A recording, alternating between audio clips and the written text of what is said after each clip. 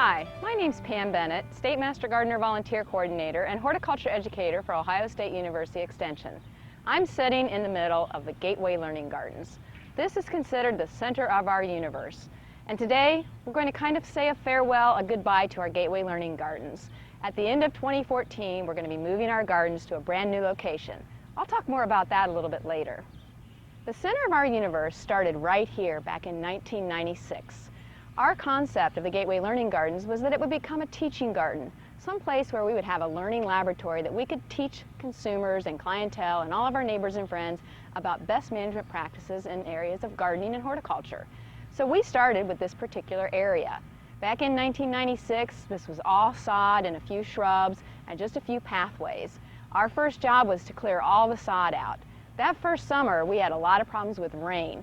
We put the sod on the sidewalks, piled it all around, and it sat there for about 6 months.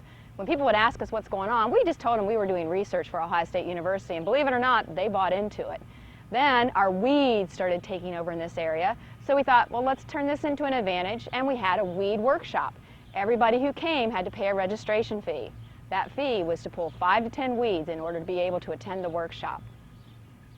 This is the first area that we developed. This turned out to be an herb garden that included a sensory garden, a bird and butterfly garden, a kitchen garden, which was also known as a potager garden, and 2 very formal knot gardens that are surrounded by boxwoods. This area has changed over the years, but it's primarily remained our formal herb garden. In addition, in the last 4 years, we created this memorial garden where we have the memorial bench as well as memorial bricks in the pathway. Many of these things will be moving with us to our new location. The next area that we concentrated on in terms of adding a garden was this particular area, which is our research plot. My research focuses on herbaceous ornamentals, and what I try to do is take a look at all the different annuals that growers and breeders are producing and see how they perform in backyard gardens. Therefore, we plant over 200 and some varieties of annuals in these beds, and we evaluate them.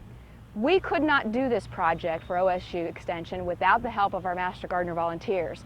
They start all of these plants in the greenhouses in a partnership with National Trails Parks and Recreation District, and they raise those plants until about the end of May.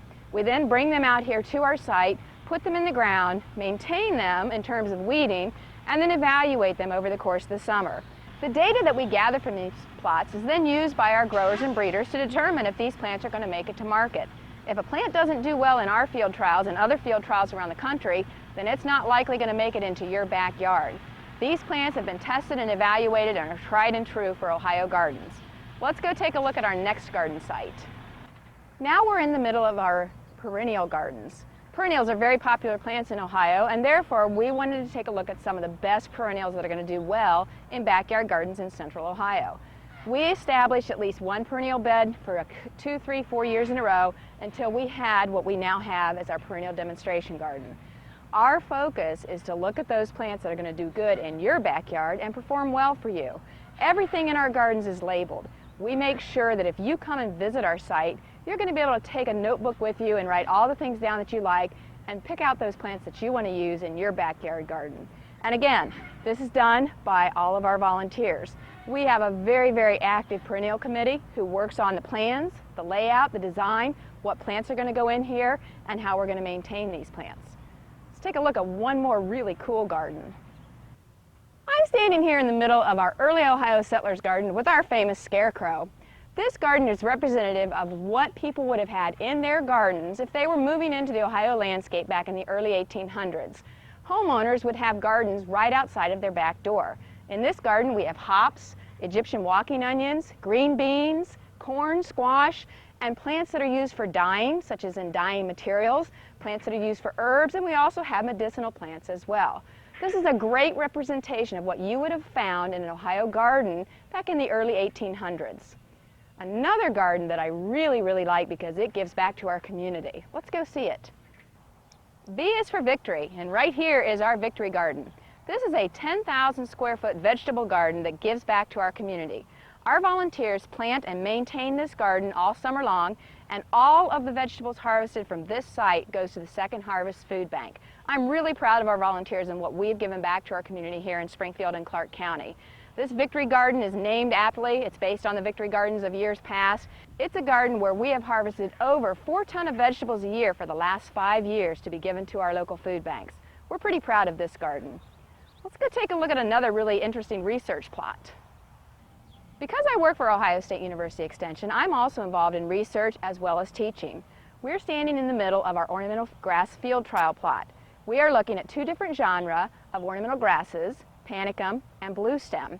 We are trying to evaluate these plants on how they perform in Ohio, and do they overwinter, do they have great flower color, foliage color, reseeding, and all those different variables are the things that we're taking into account.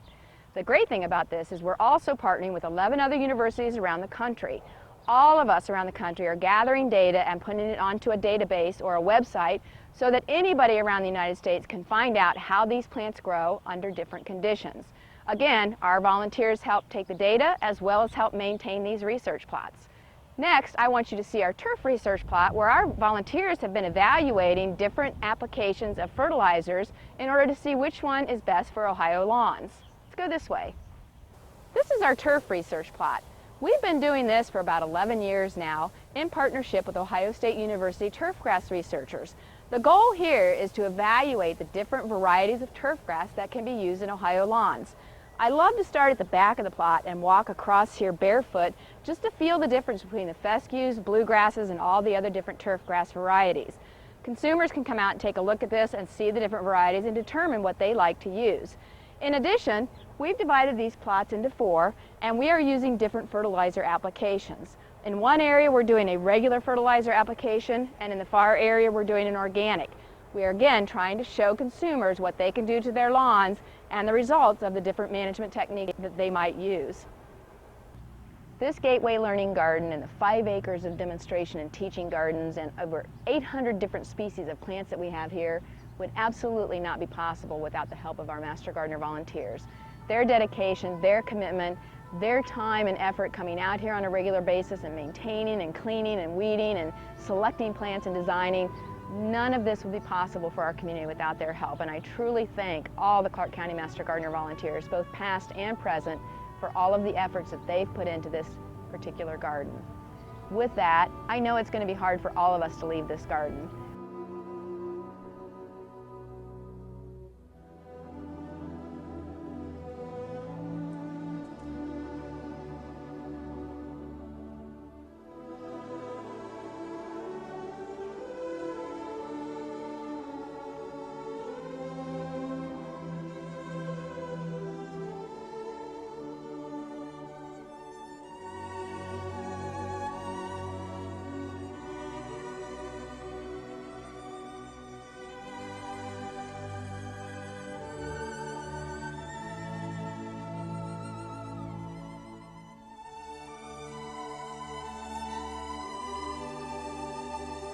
It's going to be a challenge, but it's an exciting challenge. We're looking forward to our new location.